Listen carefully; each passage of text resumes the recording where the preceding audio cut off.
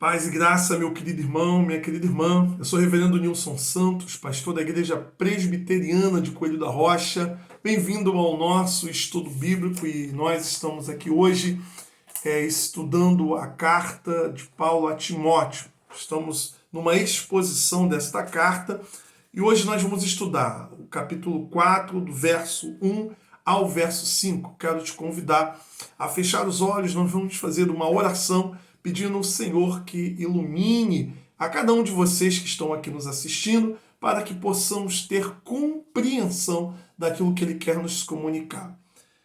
Pai bendito, em nome do Teu Filho amado Jesus, rogamos que a Tua bênção esteja sobre a nossa vida, trazendo iluminação, entendimento da Tua palavra, para que possamos, ó Pai, aplicá-la para a glória do Teu nome, por Cristo Senhor nosso.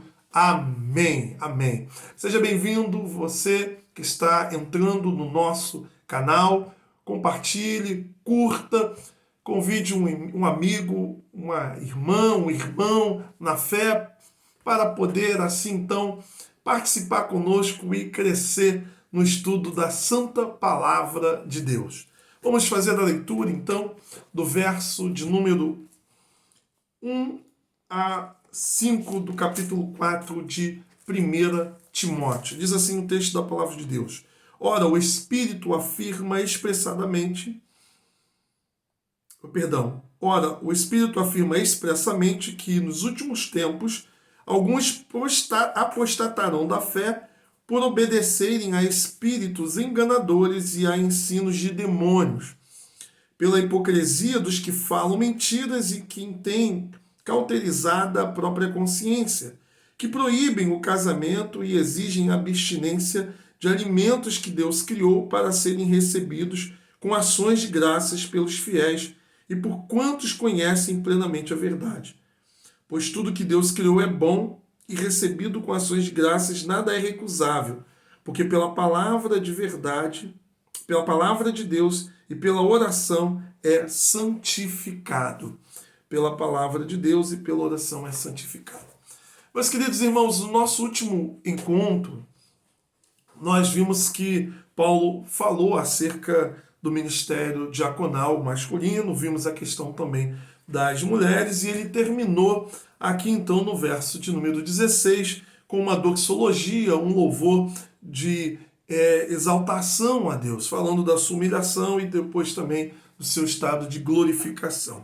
E agora Paulo, então, ele nos chama a atenção para a questão da apostasia dos últimos tempos. Ele inicia dizendo, ora, o Espírito afirma expressamente, ou seja, aqui ele está se referindo a exatamente uma profecia. Paulo, então, está profetizando acerca dos últimos tempos, ou dos últimos dias, que significa exatamente o período que tem a ver com a primeira vinda de Jesus e a segunda vinda de Jesus. Como um relógio, numa contagem regressiva, desde que Jesus subiu aos céus, derramou o seu Espírito, nós estamos vivendo nos últimos dias. Em Atos, capítulo de número 20, verso 28 a 31, nós encontraremos Paulo alertando a comunidade de Éfeso acerca de falsos mestres que seriam introduzidos na comunidade, pregando, ensinando coisas erradas. Ora, lá no verso 28 ele vai dizer: atendei por vós e por todo o rebanho, sobre o qual o Espírito Santo vos constituiu bispos, para pastoreardes a igreja de Deus, a qual ele comprou com o seu próprio sangue. Eu sei que depois da minha partida, entre vós penetrarão lobos vorazes que não pouparão o rebanho, e que dentre vós mesmos se levantarão homens falando coisas pervertidas para arrastar os discípulos atrás deles. Portanto, vigiai, lembrando-vos de que por 3 anos, noite e dia, não cessei de admoestar com lágrimas a cada um. Então, Paulo fala que 12 anos antes dessa carta de Timóteo, ele fala sobre o perigo que a igreja de Éfeso estava passando com a presença de falsos mestres e que ele admoestou, que ele ensinou todo o conselho de Deus. Com essa profecia, então, Paulo está alertando novamente desse perigo que está presente não apenas nos dias de Paulo, mas ao longo de toda a história da igreja. Últimos tempos, conforme disse, é um termo técnico para esse tempo da primeira e a segunda vinda. Apostasia, então, significa abandono da fé, abandono daquelas verdades recebidas dos apóstolos que devem ser mantidas. Então ele diz: apostatarão da fé. E por que eles apostatarão da fé? Porque eles ouviram, porque eles obedeceram a espíritos enganadores. Essa é a maneira do diabo agir, enganando. Em Gênesis nós encontramos essa artimanha de Satanás. Lá no capítulo 3, do verso 1 ao verso 5, nós vemos o discurso de Satanás com Eva, dizendo acerca da palavra de forma adulterada. Vamos dar uma olhada aqui rapidamente nessa conversa fiada de Satanás tentando modificar o conteúdo da palavra para levar Eva à queda. Mas a serpente, mais sagaz que todos os animais selváticos que o Senhor Deus tinha feito, disse à mulher: é assim que Deus disse: não comereis de toda árvore do jardim? Respondeu-lhe a mulher: do fruto das árvores do jardim podemos comer, mas do fruto da árvore que está no meio do jardim, disse Deus dela: não comereis, nem tocareis nele, para que não morrais. Então a serpente disse à mulher: é certo que não morrereis, porque Deus sabe que no dia em que dele comerdes, se vos abrirão os olhos, e como Deus sereis conhecedores do bem e do mal. Então você vê Satanás de uma forma sutil, modificando o conteúdo daquilo que Deus havia dito para Eva, para levá-la à queda. Esse é o modo do diabo agir. Hipocrisia, aqui o texto usa essa expressão, porque ele esconde a real intenção daquela conversa. Alguém mal intencionado, querendo levar o outro a fazer coisas erradas, vem com uma conversa mole, com uma conversa fiada para poder atingir os seus objetivos escusos. Foi assim que Satanás agiu e é assim que ele age ao longo da história da igreja. Ele usa homens, ele usa mulheres para poder perverter, para poder ser agentes do mal a seu serviço.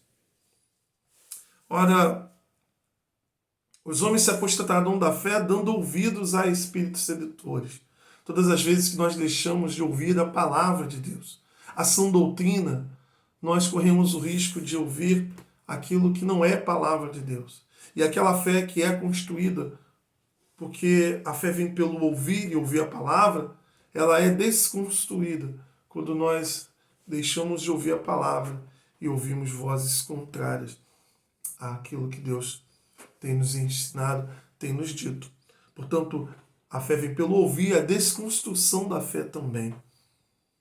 Olha o que Calvino disse. É mais enfático dizer que não só haverá quem divulgue os ensinos ímpios e corrompa a pureza da fé, mas também dizer que não faltarão alunos que sejam atraídos para suas seitas. E quando uma mentira aumenta, sua influência, ela avoluma as dificuldades. Então não faltará quem ensine e não faltará quem deseja seguir a mentira. A grande verdade é que você vê falsos mestres, geralmente com muitos discípulos. E às vezes, até mais discípulos do que os verdadeiros mestres, aqueles que ensinam a doutrina. A mente cauterizada, o texto diz, né, pela hipocrisia dos que falam mentiras e que têm cauterizado a própria consciência. Significa dizer que é aquela mente que já não mais se incomoda, não se afeta com a verdade, porque já está totalmente blindada, já está fechada para o que é correto.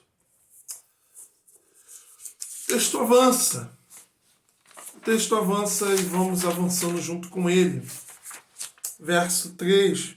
Que proíbe o casamento e exigem abstinência de alimentos que Deus criou para serem recebidos com ações de graças pelos fiéis e por quantos conhecem plenamente a verdade. Aqui nós nos deparamos com duas questões, da proibição de alimentos e da questão do casamento. Muitos vão enxergar nisso aqui a questão exatamente do gnosticismo, daquele movimento que nasceu no primeiro século da era cristã. Alguns vão dizer que ele é pré-cristão, mas ele se desenvolve no cristianismo e no segundo século ele se torna um movimento forte, vamos dizer que ele atinge até um ápice no segundo século e que a sua característica é de um sincretismo. O que é um sincretismo? Uma mistura de elementos religiosos. Aqui nesse caso, então, de elementos judaico-cristão, de elementos orientais e de elementos da filosofia e da religião grega. Nós já falamos aqui no primeiro capítulo sobre gnosticismo. Vamos relembrar aqui alguns pontos importantes. O gnosticismo, ele prega uma salvação pela gnose, ou seja, é o conhecimento de uma verdade que não está revelada a todos, mas a um grupo especial de pessoas. Ele tem uma base de dualismo, ou seja, ele vê a questão do espírito, do mundo espiritual como uma realidade que deriva de um ser divino, de luz, mas ele vê a matéria como sendo essencialmente má. Então há esse dualismo de realidade espiritual e de matéria. A salvação, então, tem a ver com nós que temos uma matéria, termos acesso a um conhecimento que vai nos libertar e nos ensinar um caminho de volta para um reino desse Deus de luz que é inacessível, mas que esse conhecimento se dá por meio dos seus mensageiros, dos íons, daquelas emanações, e Cristo seria uma delas, que vem trazer a verdade. Existem várias vertentes de gnosticismo. Irineu de Leão, o pai da igreja do segundo século, ele vai falar que um dos grandes agentes promotores do gnosticismo, talvez até o pai, de acordo com Irineu, é Simão o Mágico, aquele que está lá no livro de Atos. Outros gnósticos importantes, Marcion, Valentino, todos eles possuem essa visão dualística de mundo, pensam a matéria como uma coisa negativa, entendem a questão do retorno da alma. E você vai ver também que eles têm uma visão de que o Deus do Antigo Testamento, Marcion principalmente, Valentino também, não é o mesmo Deus do Novo, Pai de Jesus. O Deus do Antigo Testamento é o Criador da matéria, e a matéria ela é má, ela é ruim. Portanto, não se trata da mesma divindade. Nesse sentido, o corpo é visto de uma forma negativa, como o cárcere da alma. E aí a ética gnóstica vai te levar para duas práticas que eu já falei também aqui. Uma delas, a prática de que pode tudo, porque é a alma que se salvará, e a prática do que não pode nada, temos que mortificar, não podemos ter prazer. Então seria uma visão legalista da espiritualidade cristã. É o que Paulo está combatendo lá em Colossenses, no capítulo 2. Depois você dê uma lida, principalmente a partir do verso 16, em que você vai ver que há uma espécie de gnosticismo judaizante.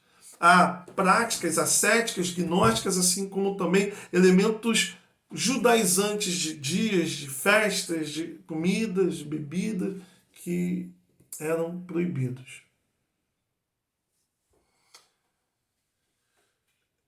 Nós precisamos entender aqui que, a partir desse texto, nós enxergamos que o gnosticismo, tanto no aspecto da questão da alimentação, como também ele vai aqui colocar a questão do casamento, porque eles tinham uma visão negativa do prazer sexual, essa vertente, essa linha ascética.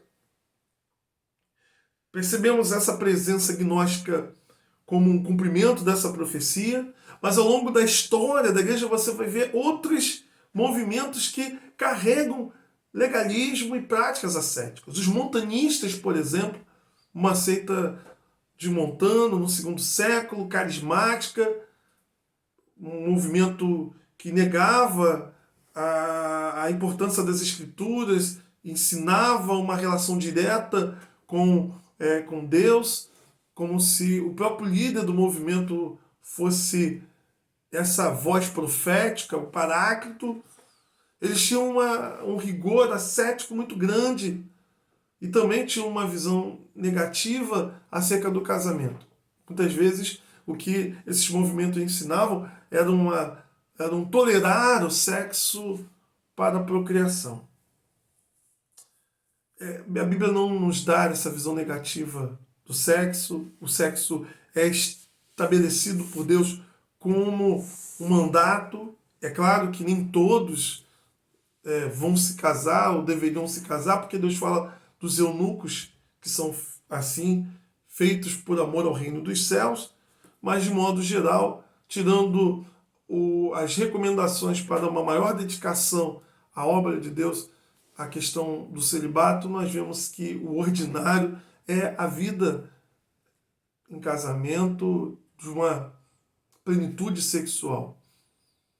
Ou seja, de viver bem o sexo, de ver como algo positivo quando dentro do casamento entre um casal. Algo que aqui os legalistas viam de forma negativa. Tanto a questão do alimento, como também a questão dessa relação entre casais. E aí o texto vai dizer: abstinência de alimentos que Deus criou para serem recebidos com ações de graças.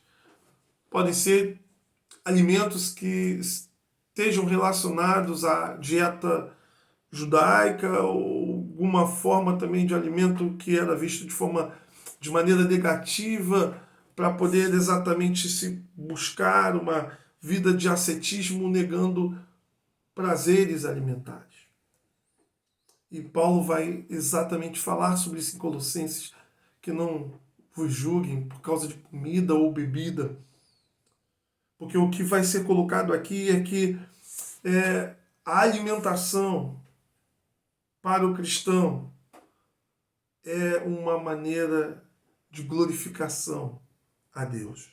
1 Coríntios 10, verso 31, quer comais, quer bebais, tudo devemos fazer para a glória de Deus. Portanto, se trata de uma visão deturpada, uma vez que esse grupo enxerga a matéria de forma negativa, então a criação a qual nós fazemos uso dela para nos alimentarmos, eles entendiam que deve ser apenas aquilo básico para poder se manter vivo. O prazer na alimentação deveria ser negado. Uma visão distorcida da própria criação. Movimentos também como os cártaros ao longo da história da igreja tinham uma visão ascética, uma visão de um mundo bem influenciada pela corrente gnóstica.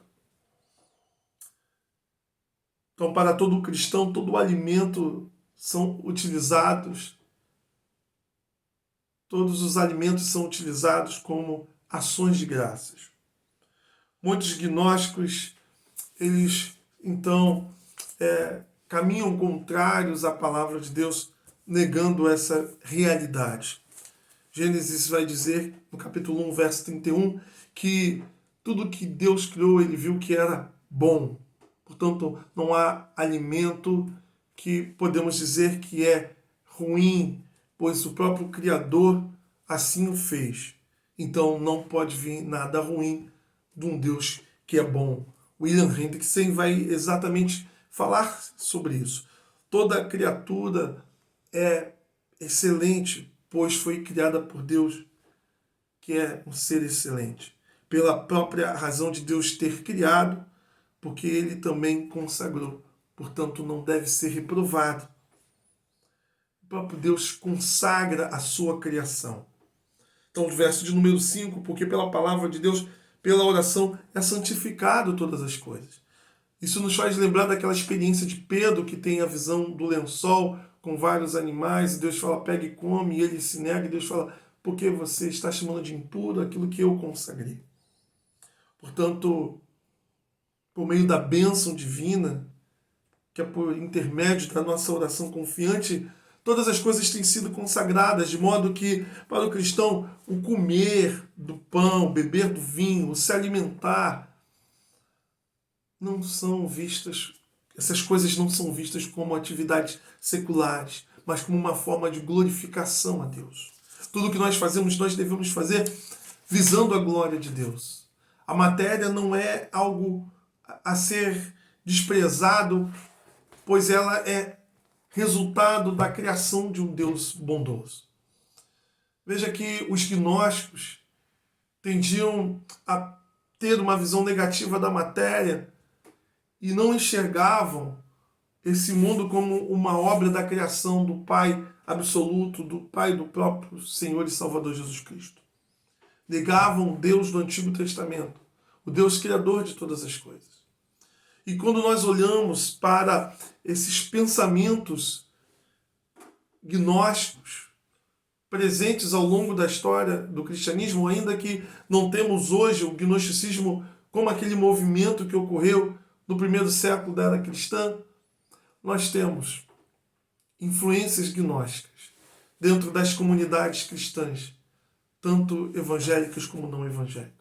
Todas as vezes que temos uma visão dualística do mundo, todas as vezes que temos uma visão de que a carne ela é vista como algo ruim, como algo que deve ser diminuído, ou melhor, algo que deve ser mortificado, não no sentido paulino. Quando Paulo fala da mortificação da carne, ele está falando da nossa natureza caída, mas existem cristãos que acreditam que a carne em si, a matéria, ela é má e deve ser negada.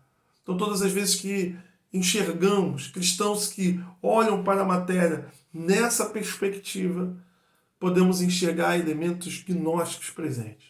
Todas as vezes que encontramos ramificações dentro da igreja cristã, exaltando questões de alimentação, de que não pode isso, que não pode aquilo, criando um jugo, um legalismo em relação a uma série de usos e costumes, principalmente no campo dessas regras alimentares, ou em relação a qualquer tipo de prazer como sendo algo ruim, percebemos ali uma presença de influência gnóstica. Esse gnosticismo que, para alguns, ele é pré-cristão, que carrega esses elementos de dualismo, de negação da matéria, e que se aproveita de religiões, fazendo releitura das religiões a partir dessas lentes gnósticas. O gnosticismo, para muitos pesquisadores, fez isso com o cristianismo, partindo de um princípio, de uma gnose, de um dualismo, de uma negação da matéria, reinterpretaram o cristianismo de modo que o cristianismo se transformou em algo completamente diferente daquilo que era o ensino apostólico e precisou ser combatido. E Paulo aqui alertou exatamente Timóteo dessas falsas doutrinas que precisavam ser combatidas e que ao longo da história sempre se apresentam como um movimento, quem sabe muitas das vezes propondo um cristianismo mais raiz, mais bíblico, mas na verdade são falsas doutrinas tentando nos afastar do evangelho puro e simples da graça de Deus. Em Judas nós encontramos esse apóstolo falando da necessidade de batalhar a fé que nos foi dada uma vez por todas. Vamos dar uma olhada lá no verso 3 de Judas. E a fé aqui não se trata da fé subjetiva, mas do conjunto de verdades recebidas, da doutrina, da sã doutrina. Amados, quando empregava toda a diligência em escrever-vos acerca da vossa comum salvação, foi que me senti obrigado a corresponder-me convosco, exortando-vos a batalhardes diligentemente pela fé que uma vez por todas foi entregue aos santos. Portanto, quando nós olhamos aqui para essa carta de Timóteo, Percebemos que, primeiramente, Paulo está alertando Timóteo acerca de como ele deveria conduzir o seu ministério. Ele então confia a Timóteo esse zelo pela palavra, a fim de que Timóteo possa expor o erro dos falsos mestres e guardar as suas ovelhas dentro da sã doutrina. É o que nós vamos ver a partir da semana que vem. Essa exortação de Paulo em relação ao papel de Timóteo em ser alguém que domina a palavra para poder guardar o seu rebanho. Veja lá no verso de número 6, expondo estas coisas aos irmãos. Que coisas são essas que acabamos de falar? Serás bom ministro de Cristo Jesus, alimentando com as palavras da fé e da boa doutrina que tens seguido. Portanto, é importante, Timóteo, assim como todos nós que exercemos liderança na igreja, com base na fé revelada na palavra, nos apropriarmos dessas verdades, a fim de expormos o erro doutrinário, pois o erro doutrinário ele vem de ações demoníacas em cima de pessoas que são instrumentos do diabo para conduzir o rebanho, para conduzir o povo para fora da verdade revelada. E a palavra de Deus é o modo pela qual nós alimentamos o rebanho da verdade e guardamos do erro, do falso evangelho. Nesse sentido, nosso papel é cuidar do rebanho, expondo os erros dos falsos mestres, combatendo o bom combate da verdadeira fé. Vamos orar nesse momento e logo depois eu quero deixar aqui então um recado para os amados irmãos.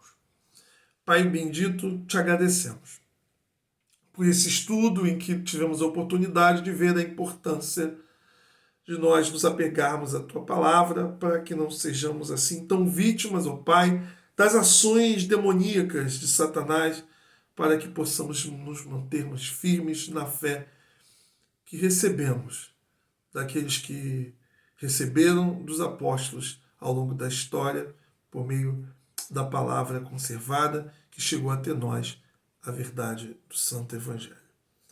Guarda-nos, ó Deus, proteja-nos dos enganos, da mentira, do diabo.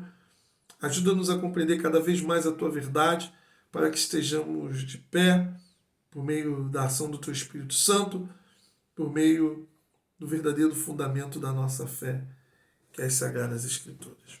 Por Cristo Senhor nosso. Amém.